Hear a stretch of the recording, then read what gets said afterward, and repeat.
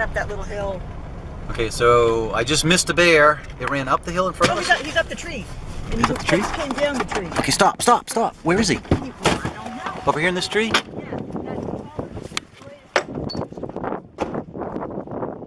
Alright, so we got more than one bear here, I guess.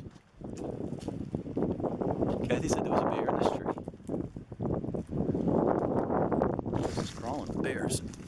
Alright, Zen Yetians, we are back! We're back and we're bad.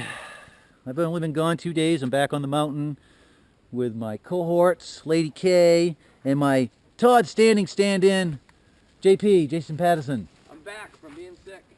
Yeah, the curse of the Sasquatch, the curse of the Pumula did not keep him down for long. Looks like we got pretty good weather tonight and tomorrow. On the day we're going to leave here, it looks like it's going to rain. I missed filming 2 bears on the way in. Lady K saw a bear that was up in a tree, and she described it coming down the tree like a fireman down a fire pole. And Jason saw a different bear up the road, so there was 2 more bears hanging out there. We are headed to the secret waterfall. Should be awesome. And lucky you guys, you get to come along with us. As my father used to say, we're burning daylight. We got just about a mile.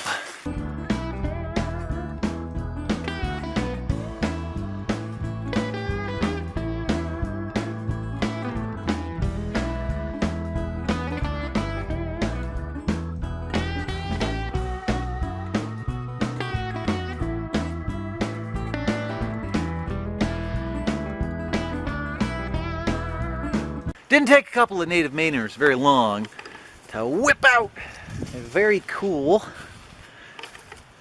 see, check this out. We're ready for rain. We have our 3 hammocks all set up.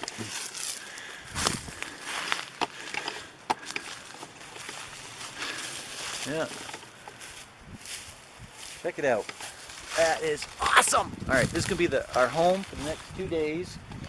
Justin Smiha, the only man on planet Earth who claims to have killed 2 Sasquatches, loaned us a fleer.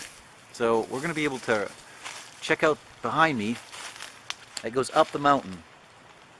And Sasquatch is known for taking the high ground when they want to observe people. So we're allowing them the high ground, and it's going to give us the ability to look out there with the fleer and identify what's going on.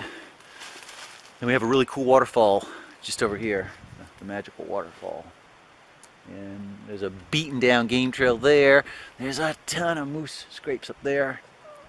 It's an awesome spot, isn't it, guys? Pretty cool. It was awful quiet when I was up here for 5 days. Hopefully tonight maybe we can get some critters to talk to us. 10 o'clock. And we are in our hammock systems. You guys can see this KV.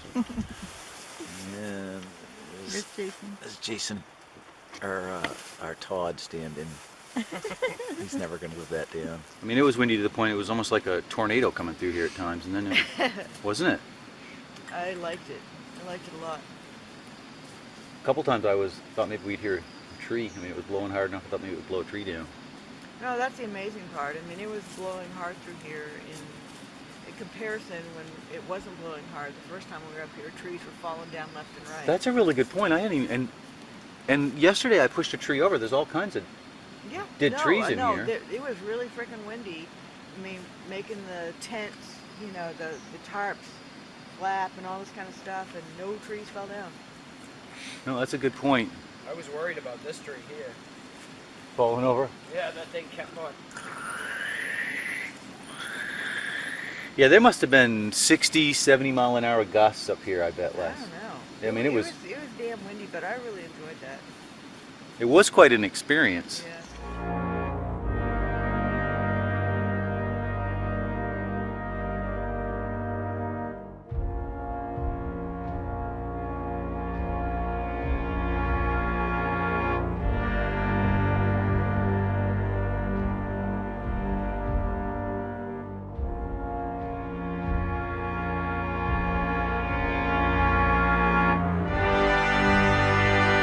Lady K has pointed out something pretty nifty. You guys see it? This couple did beech trees here. Up in this area, the bears love to claw at them. And look at that. Awesome, awesome claw impression. That is so cool. That right there is where a bear, a long time ago, when this tree was still alive, reached up and... That would really be all I would need right there. Square way involves folding it up and then poking holes at the top of the corner.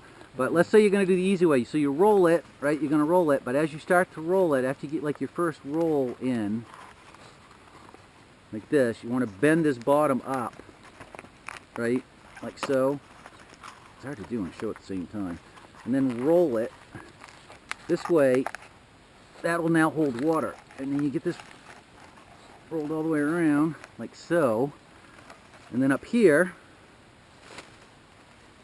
you take a, you should take something more substantial, but take a stick to this top part. Okay, so now we get the sharpened stick. You just find a spot and you get a hole forced in there, like so. And you would in fact have a semi kind of ladle, and believe it or not, that will hold water in that center part. And if you put that in a fire, you can boil water with it. Yeah. So you can sterilize your water. And then when you're done with it, you can just toss it in the forest. The flavor of this stream has changed quite a bit. Leveled off. There's a game trail that we're following here that's pretty open, but look how thick it is.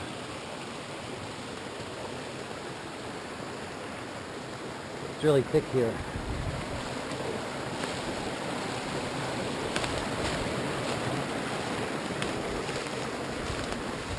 I think we're at we're just a little bit over 1,800 feet in elevation.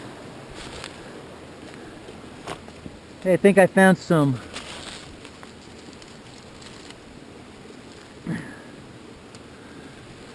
pine marten scat. Look at that. Ha! That's cool. That is so cool. Look, right under the ground. Can you see it? I'm pretty sure that this right here, there's pine martens up here. They're in the member of the weasel family. They're a little smaller than fishers. They're kind of about the size of a pet ferret. And that is the type of scat that you would expect from them to leave behind. And they feed a lot on squirrels. You notice we're not running a lot of red squirrels up here. Ugh. I'd say it's relatively fresh. Yeah.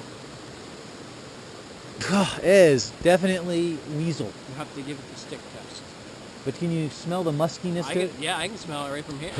Man, I wish I could take every one of you guys here and show you this place. Wow, look at that tree break. Wow. More tree breaks, some beech trees that have been over. There's a tree broken there. And look at this. This place looks like a war zone. This is an extreme example of that nectria infecting a beech tree. Look at that. It's so gnarled up. I mean, there's not a piece of bark on it. It's just not all gnarled. Quite a few of these are gnarled in here. Look at this one. And you can even see it in the larger one here. Look at this. So this is caused by a fungus. Interestingly enough, after the fungus kills the beech tree, other types of fungus will take it over. So I mean, here's a dead beech right there. Now we have a couple different polypores here. These are, look at that, and look at the diptera. See these little flies? There's a little fly nightclub taking place here. Actually, those look like mosquitoes. Those can't be mosquitoes. A lot of different insects will lay their eggs in on these mushrooms. That's really cool. Look at that. Yeah, and then a bear eats you. Thing falls on your head, kills you. Then a bear eats you. There's tracks. Now, I don't know if you guys can tell, but there's tracks all over the place in here.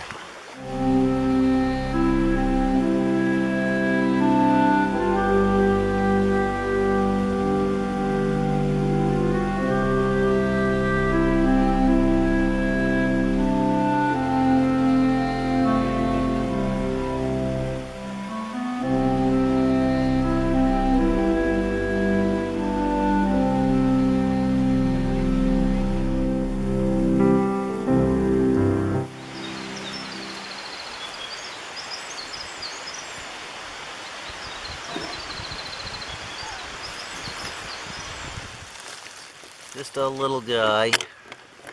Redback salamanders represent the highest amount of biomass oftentimes in the forest litter around here. They're extremely common.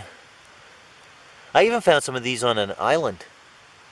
They must have rafted out to it. Yeah, that's an awesome find, Jason. Found right in this log, huh? Yeah, I was just picking through the log. Yeah, That's what exactly what I was looking for. they like to get in and eat the little bugs and stuff. Nice and moist. Alright, we have found something spectacularly coolness. A cave, a root cave. We'll go inside. We're gonna dare to go inside and see what's in here. Ooh, that's nasty water I just stepped in. Well, not a very big tree cave. I mean, you could crawl in there. We're gonna crawl in. Ah! This, I suppose, could function as a bear den. I don't know, it'd be kind of muddy in here. I don't think they'd probably want to do it in this ditch. They like to be where it's dry. Oh man, we just keep coming upon more epic and epic waterfalls as we go up this thing. Wow! Wow, this is deep. Look at that. Oh wow. I got it. It's got some depth to it. Now, if you look at this, see that's a break, but it's weathered. It's been oxidized, and the sun's bleached it out. Same here. Look at this. That's fresh. So is this. See how nice and white and clean it is? There's another fresh one, which is pretty interesting, really. Look at the damage to these trees in here. Whew. Wow. Why few sane people venture on the side of these mountains. Because, as you can tell, it is not easy going. On top of it, there's just a lot of debris in the way. You know, you're also going uphill, and you have to try to pick your path. Look at all the tree breaks, people. Tree breaks all over the place, and we have a gorgeous waterfall over here.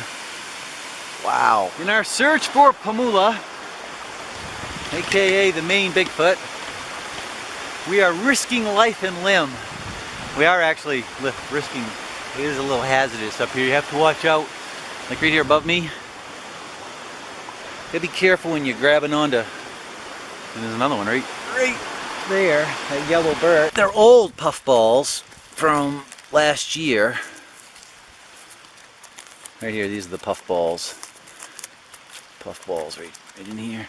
And these are edible, guys. If you see these when they're nice and white, like marshmallows, they're a good edible fungus. This is really fresh deer scat, and you can tell one reason it's really fresh this time of the year. Look how green it is. As you guys can see, we've been rewarded by the arduous and dangerous hike by this magnificent vista.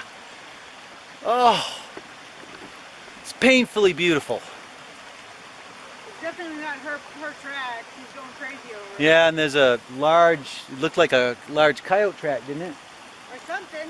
It had toe pads. It was difficult to tell. It was either a large coyote or maybe a real small bear, but Luna's taken a great interest in it.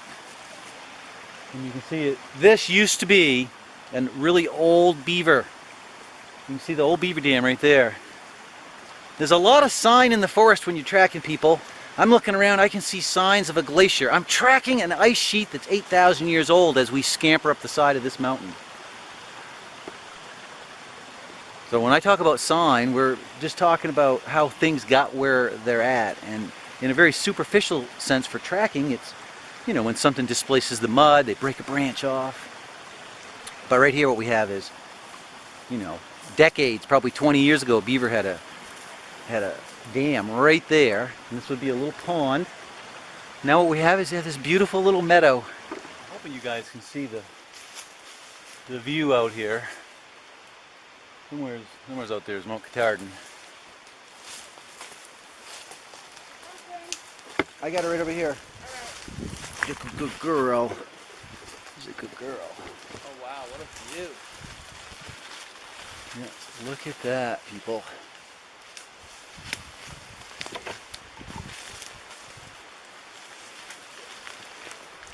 So we walked up the waterfall. We're coming back a different way, just because we like to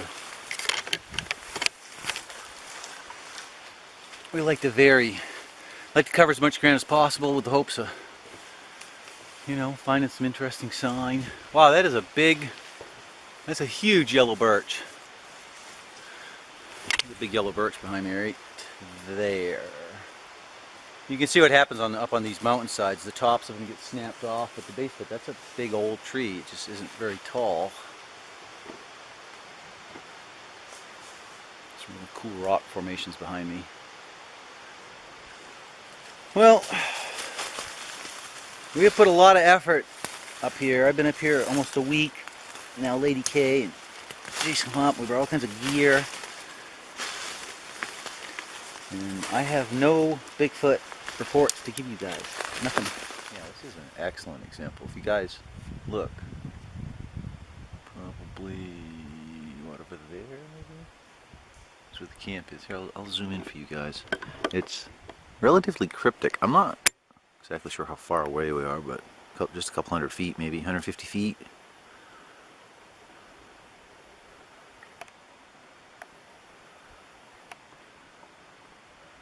That's our encampment right there. We are doing some tree identification. This right here is a spruce tree. One of the things you can tell by a spruce is when you go to rub your hand on it, the bark will easily break off. As opposed to a fir that is kind of smooth. And I'm pretty sure that this little guy right here is its baby. And if you look at the profile of the sprills, they're kind of somewhat laterally compressed, but the spruce have a much rounder profile and the firs are flatter. And the other difference is if you grab this and you squeeze it with your hands, the spruce will hurt and the fir will not. The other thing that's super duper cool, Lady K, this plant right here is probably taking care of this baby. Isn't that something? Yep. They've only recently discovered that large plants will nurture the baby plants. But it makes sense. Right here, this one's getting some sunlight. But if you think about it, these seedlings often take root in a really thick canopy, and they can't get any sunlight. Or they get minimal sunlight, right? So they're compromised as far as trying to photosynthesize enough material to get themselves along. So these established parent trees will shunt stuff to them, shunt carbon to them. Oh, nice. Which is really fascinating considering that supposedly trees don't have a nervous system. Right? I just love trees. I do love trees. I love trees like this one. This is a cool tree. We're in an area right here that's never been logged, near as I can tell. And if you look around, there's not any really super duper giant trees here. The reason being is this area gets a tremendous amount of winter damage. And occasionally big old fire goes through here. And so What are the spotted trees? that right there is a very good question. That's a beech, I think. Is that a beech tree? Not sure. Yeah. I'm gonna say that's a young beech. It's got the there should be some, and here's a bigger one over here. Yeah. That's a beech, and here's a beech that's more mature, and this is showing the classic that disease I told you they have that Matt worked on. There's a fungus called Nectria, this little tiny fruiting body that infects these beech trees, and almost all the beech trees around here have this. You can see it by these little warty things. And usually, some of them are more resistant to it than others, and usually they'll get old enough to reproduce, but they never get massive. It kills them. Which is good for the fungus. The fungus loves the beech trees, and the puffballs grow on it. And look at the nurse logs in here. And why do they call them nurse logs? These nurse logs, because I took some pictures. You'll see, see this guy here growing? Yeah. There's a lot of nutrients in that, right? It's all up here. The soil's really poor because when the glacier went through here and scoured this like an SOS pad, it was just granite, right? And these types of rocks up here that are kind of acidic, and there's not much in there for. This is another reason why these trees fall over, because it's real shallow in here and they can't get the roots down deep and grab onto stuff and hang on. So when these trees fall down, the fungus mostly and some insects decompose it. It provides nutrients for these trees. And you'll see some trees that will grow, and after the nurse log rots away, you'll see the roots will have a tunnel under them. You know, you see the trees that look like they got these beautiful little fairy holes or whatever? Yeah. That's what's causing that. Which is why it'd be cool to see this whole operation speeded up. You know, you kind of got to do it in your head. But if you do it in your head, you recognize that this is like some giant, massive super organism.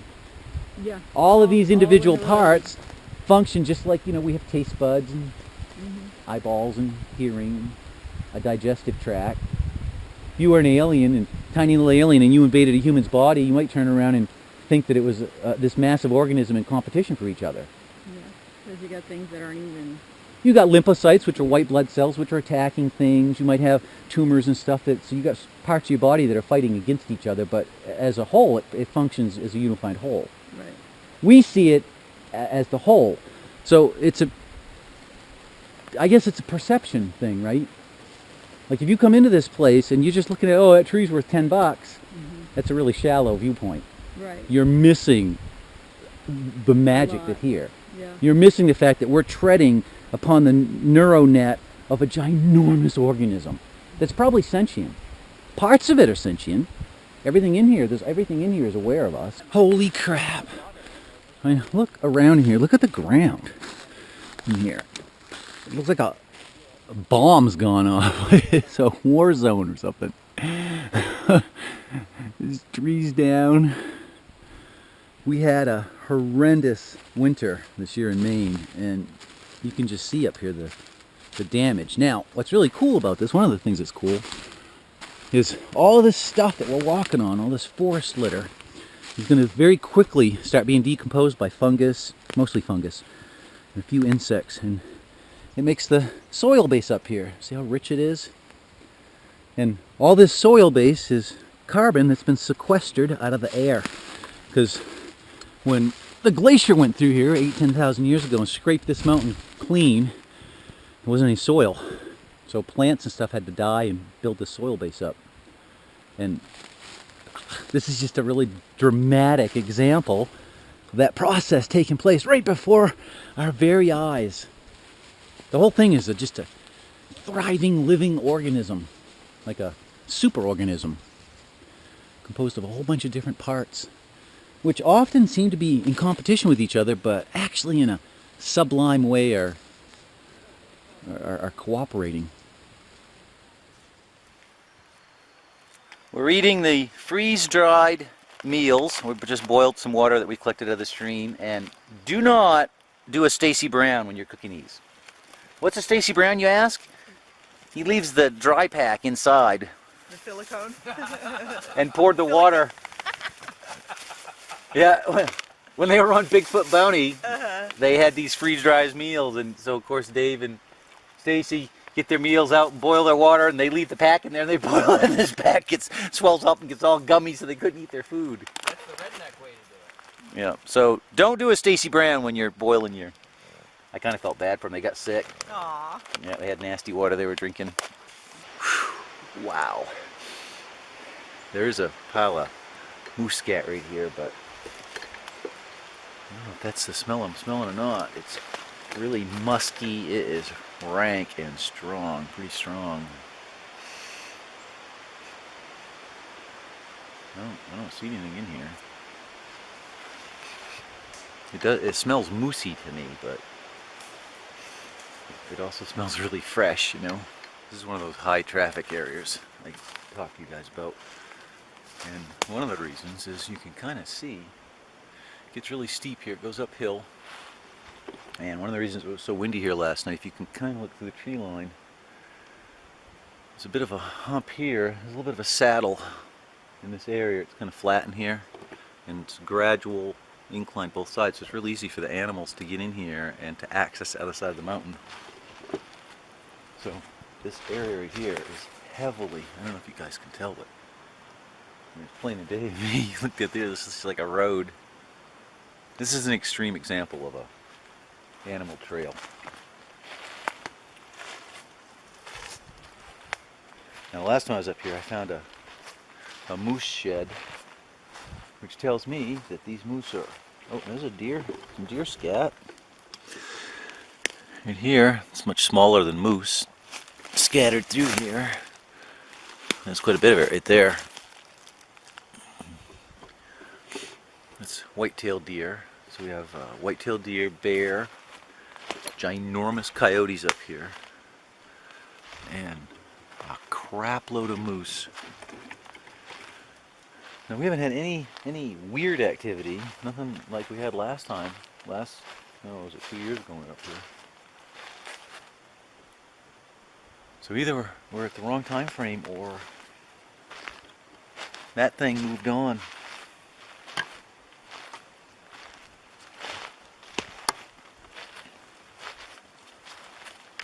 Everything else is in here.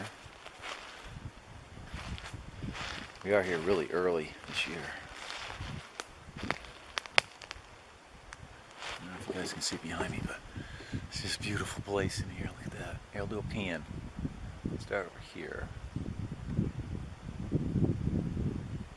A couple more piles of sticks in the trees. It's piles of sticks and trees all over the place up here. Oh, that is really awesome. Awesome nurse log. Look at that thing. It was huge. It's been a huge tree when it was alive. Oh, it's just covered in moss. Oh, it's gorgeous. Beautiful. Jack in the Pulpit right here. Look at this. Bloomed. Wow. Actually, that's not Jack in the Pulpit. What am I talking about? I don't know what this is. This is something different. Jack in the Pulpit has a thing in there. Look, it's got a little fly in it. Huh. Let me see if it smells. Yeah, it stinks. It's nasty. Still a beautiful plant. I'll have to find out what that is and put it in here for you guys. Look at this log. How cool is that? And it's just awesome. This is such a perfect example of something dying in the forest and then being utilized by just vast colonies of critters. Got this magnificent blanket of moss on here, which is all kinds of stuff happening in the moss. There's bugs and amphibians and stuff underneath that. A lot of fungus and mycelium in there. Almost looks like they were eating the bark. Cambium bark. Maybe they were. Is that a striped maple? This might have been there. This might have been where they spent the winter. I think they do this in the winter. They'll eat. Because if you look at this one, well, that's kind of old and dry, but some of these are like you're hard pressed to find one in here that hasn't had some kind of damage done to it.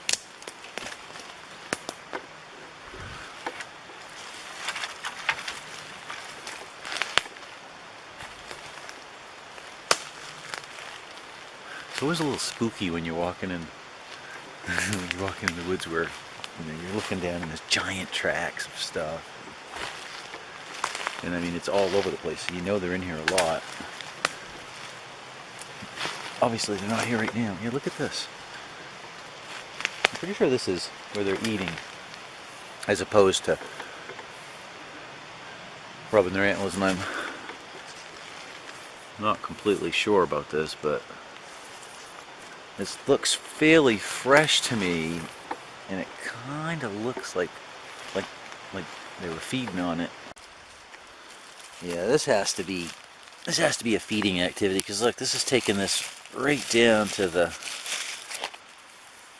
and once again you can see it's making a lot more sense to me now. You can see the point of impact. And by the point of impact, I mean if you've ever stripped a bark off of anything, and this is a striped maple, which they do feed on these in the wintertime.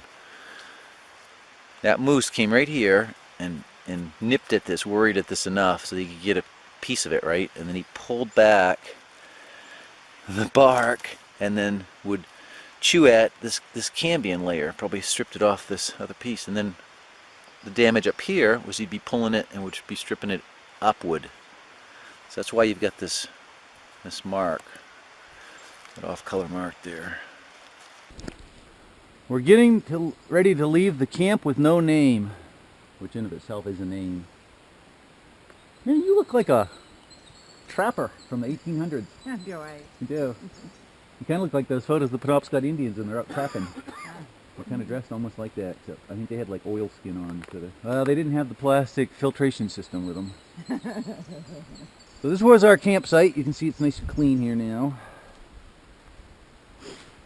And it's starting to rain. We've been pretty lucky. We haven't had much rain on us, but it's starting to rain now. So we've got roughly a mile as the crow flies, so that means we're probably going to hike about 2 miles, maybe 3 miles to get out of here. Just can't go in a straight line up here. Goodbye, little campsite. Been a good campsite.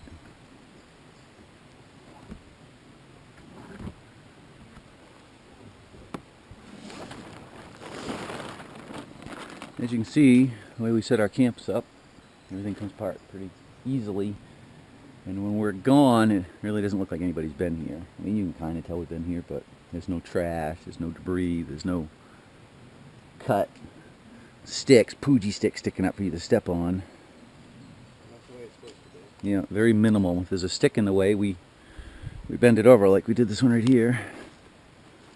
See, we bent this little beech tree over. When we get ready to leave, we'll untie it and it'll pop right back up into place. Leave no trace.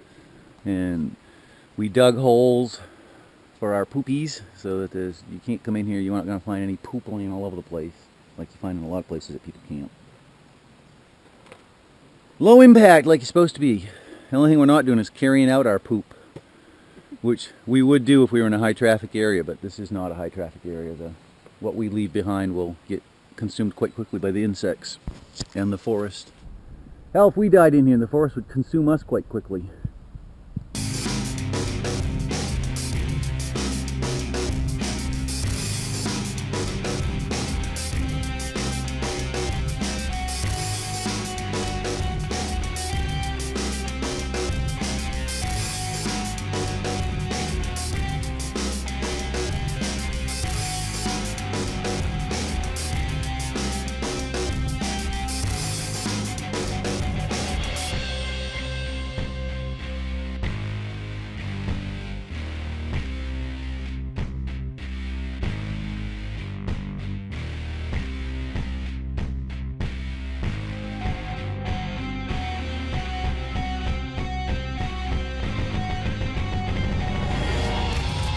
Well, I just came up here and I saw these feathers. I figured something had killed a bird, and then I look around here and look what I find. An egg, which probably a raccoon or something has dragged up, because the water's way down there. There's no way. This is a duck egg. I'm assuming these are duck feathers. Grouse lay tiny, tiny little eggs, you know. What's that? Take the egg.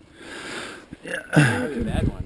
We can take it and put it in our incubator at home. Might save it. Wow, this is a really round egg. No. It's cute. There's no others around here? No. I'm assuming that probably what happened here, considering there's some feathers, that the mom tried to defend her egg. Something occurred here. Can you candle that right now? No, I can candle it when I get home. Maybe she was Look, and had to lay look, an egg. look. There's some blood. Look. Aw. See? There's whatever, some tissue. So, you know what probably happened? That egg probably came out of the bird as she was dying. Mm. In other words, that bird was probably, I'm going to assume, here's the story I'm going to paint. That's some sort of duck. There's a wetland down here. Most likely a raccoon. Could be a fox. Here's a feather. Grabbed that duck, then dragged it on up through here, and what do we have there? Some kind of head. That's a merganser. Okay, so with the help of Lady K and the dog, we've pieced together the fact we even know what kind of bird this was. That's a huge egg for the size of its head, isn't Yeah, it? yeah, they're fish eaters. I saw a couple mergansers down there when I was up here last week, so that's sad. So this was probably a mama bird. I know it's a mama bird because that egg was inside her body. And when the fox, the raccoon, dragged her up here and started eating upon her, in her death throes, she expelled that egg. Luna, no. So we're gonna try to incubate the egg. Maybe we can salvage it. I'm surprised it didn't eat the egg. Unlikely. Well, the thing is, it was probably full of Oh yeah. Mama Merganser, and it wasn't. And it obviously, we've only got the head, right? The head comes off pretty easily. They probably chewed the head off, gnawed on it, got a little snack, and this is the time of year where foxes and raccoons got babies. Or a coyote. Could be a coyote too that might have got it. Maybe there's a small animal in there. Or Maybe it's Bigfoot. too big. We have finally found evidence of predation on Mergansers by Bigfoot. So I just asked Lady K if she had where I could put this Merganser head, and what did you tell me? All my pockets are full. And then she giggled like a little girl. I have no room in my backpack for a dirty old So bird skull. yeah, so I'm not sure. I make a lot of mistakes, but I think she's being sarcastic, and I think she has pockets that I could put this Merganser head in, but she doesn't want me to put it in there. That would be correct? Oh, I deduced correctly? Yeah. Wow, damn, I'm on a roll. You're beginning to understand. I'll tell you, it was a hell of a lot easier to deduce what happened to that duck than it is for me to figure out what people are doing.